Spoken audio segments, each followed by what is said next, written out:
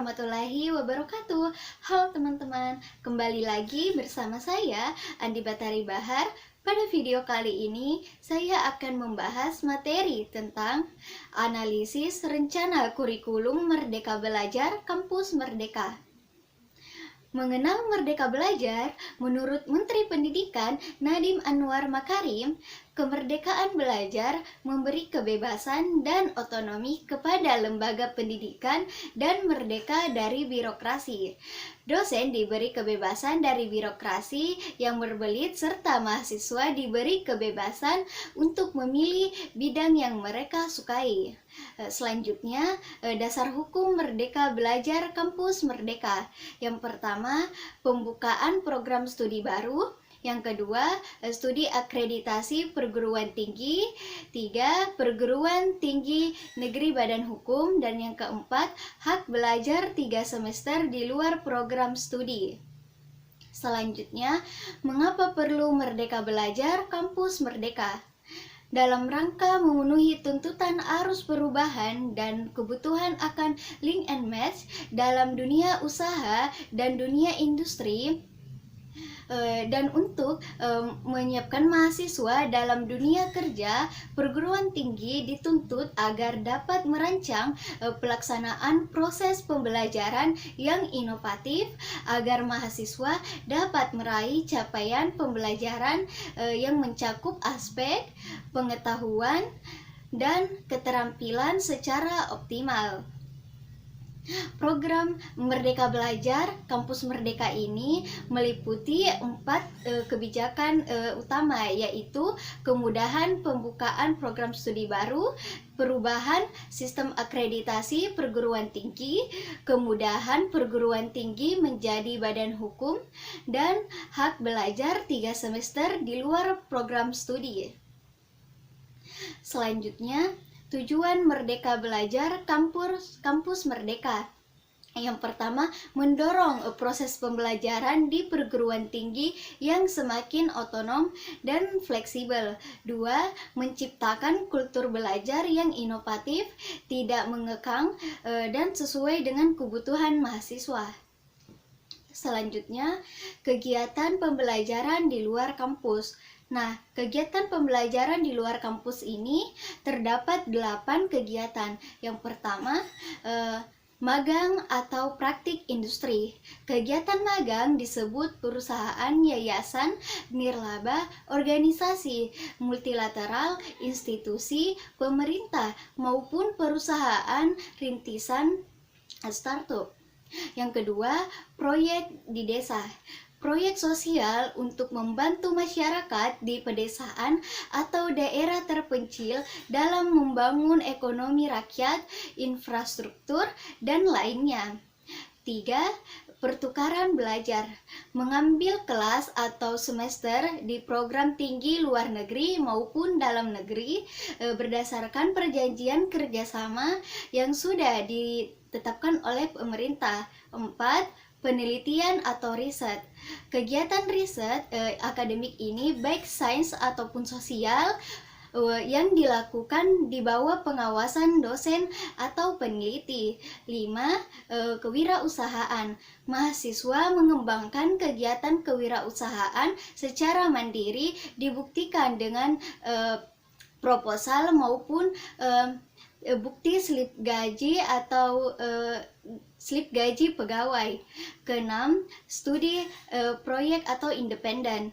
Mahasiswa dapat mengembangkan sebuah proyek berdasarkan topik sosial khusus dan dapat dikerjakan dengan mahasiswa lain. Yang ketujuh, proses kemanusiaan. Mahasiswa mengembangkan kemanusiaan secara mandiri dan dibuktikan dengan proposal maupun bukti transaksi konsumen dan slip gaji pegawai. Ke-8, mengajar di sekolah. Kegiatan mengajar di sekolah dasar, menengah maupun atas selama beberapa bulan. Sekolah dapat berada di lokasi kota maupun terpencil. Selanjutnya, membahas mengenai kurikulum pendidikan tinggi. Yang pertama, perlu kita ketahui landasan penyusunan kurikulum. Yang pertama ada landasan filosofis, memberikan kebebasan pedoman dan filosofis pada rancangan pelaksanaan peningkatan kualitas pendidikan. Dua, landasan sosiologis, memberikan landasan bagi pengembangan kurikulum sebagai perangkat pendidikan yang terdiri dari tujuan, materi, kegiatan belajar, dan lingkungan belajar yang positif bagi perolehan pengalaman pembelajaran. Ketiga, landasan psikologis, memberikan landasan dan pengembangan kurikulum sehingga kurikulum mampu mendorong secara terus-menerus keingintahuan mahasiswa dan dapat memotivasi belajar sepanjang hayat. 4. Landasan historis, landasan hukum yang memfasilitasi mahasiswa dalam zamannya. 5. Landasan yuridis adalah landasan hukum yang menjadi dasar atau rujukan pada tahap perancangan, pengembangan, pelaksanaan, dan evaluasi serta sistem penjaminan mutu perguruan tinggi. Selanjutnya, kurikulum adalah seperangkat rancangan dan peran mengenai tujuan, isi, dan bahan pelajaran serta cara yang digunakan sebagai pedoman penyelenggaraan kegiatan pembelajaran untuk mencapai tujuan pendidikan.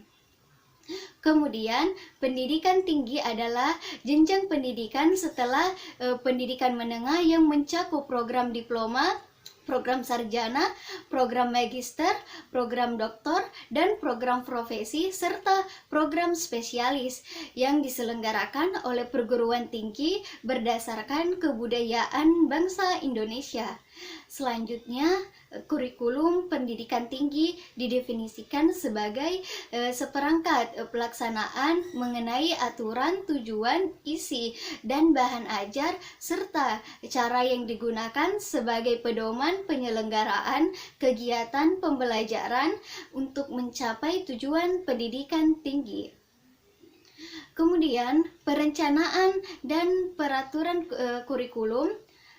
Sebagai sebuah siklus kurikulum memiliki beberapa tahapan, dimulai dari prinsip kebutuhan, pengembangan, pelaksanaan, evaluasi, dan tindak lanjut yang dilakukan oleh program studi.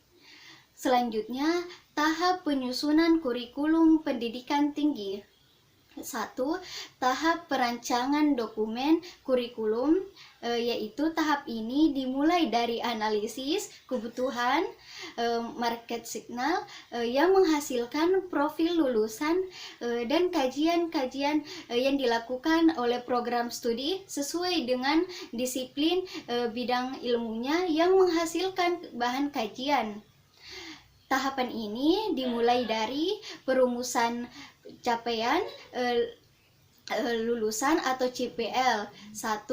Penetapan profil lulusan. 2. Penetapan kemampuan yang diturunkan oleh profil. Yang ketiga, merumuskan pencapaian lulusan CPL. Yang kedua, pembentukan mata kuliah. Nah, di sini 1. Pemilihan bahan kajian dan materi pembelajaran. 2. Menetapkan mata kuliah. 3. Penetapan besarnya bobot SKS mata kuliah. Kedua, tahap perencanaan secara sistematis perlu dilakukan agar menghasilkan rencana pembelajaran semester atau RPS, rencana pembelajaran yang lainnya. Rencana tugas. Tahap ini dimulai dari 1. Merumuskan pencapaian pembelajaran mata kuliah atau CPMK. 2. Menyusun bahan pengajaran atau RPS. Yang ketiga, proses pembelajaran. Yang keempat, penilaian pembelajaran. Ya, mungkin hanya itu yang bisa saya sampaikan. Lebih dan kurangnya mohon dimaafkan. Semoga apa yang saya sampaikan dapat bermanfaat. Terima kasih.